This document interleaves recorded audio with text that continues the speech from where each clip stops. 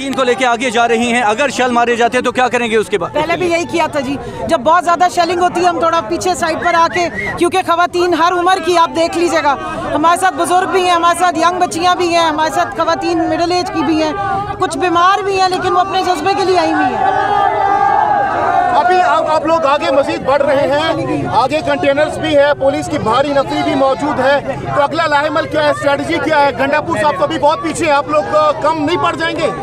कोशिश कर रहे हैं जी, यहाँ पर वो 313 वाले जज्बा है बस, और मैं क्या कह सकती हूँ। अच्छा, आपको शर्म करनी चाहिए।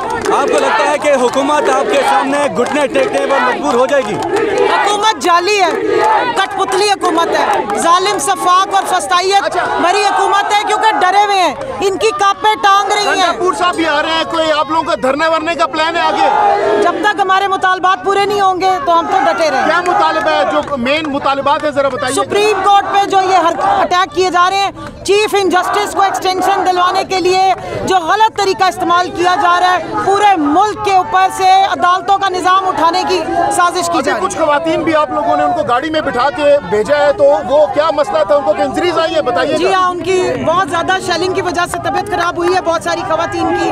कुछ बुजुर्ग खवातीन हैं जिनको सांस का बहुत सख्त मसला हो रहा था, और एक दो खवातीन हमारी जो है वो काफी उनकी तबीयत खराब हुई, बेहोश हो रही थी, हमने उनको बिठाया, क्योंकि अभी आजकल फिर कोरोना फैला हुआ है, वो अभी कोरोना से रिकवर। हलीमा खान साहिबा को भी गिरफ्तार कर लिया गया, वो उस टाइम तकरीबन अकेली थी, उनके साथ उस्मा साहिबा थी, तो उनसे कोई राब्ता हुआ है किस हालत में वो? नहीं जी, हमारे पास इस वक्त क्योंकि फ़ोन नहीं चल रहे, ये इतने खौफज़दा हैं कि इन्होंने सारी मोबाइल की सर्विस बंद कर दी है, ज़ुबानें बंद कर दी हैं, रास्ते बंद कर दिए हैं। नहीं बंद कर सके तो अवाम के जज्बे को नहीं बंद कर सके।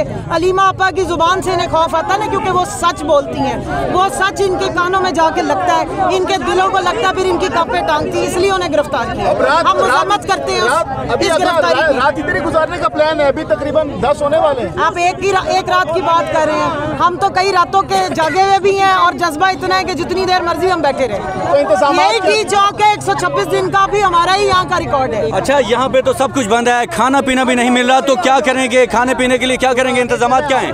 खाने की परवाह किसको है, खजूरें रखी हुई है, पानी है, बस अल्लाह अल्लाह खैर से, अल्लाह जज्बा ईमानी है। तो ये 2 खजूर से क्या होगा, क्या इससे मामला आगे बढ़ पाएंगे?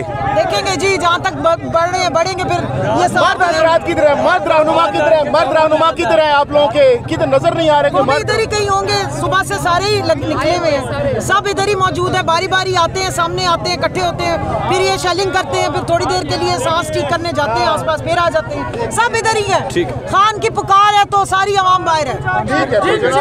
ये नाज़रीन अब देख रहे हैं, इस वक्त मनाजर थे, इस वक्त डी चौक के कमल शोजब साहिबा थी, इस वक्त बढ़ रही हैं डी चौक की जनाब, ये सूरत हाल है यहाँ की। इस वक्त ख़वातीन का बड़ा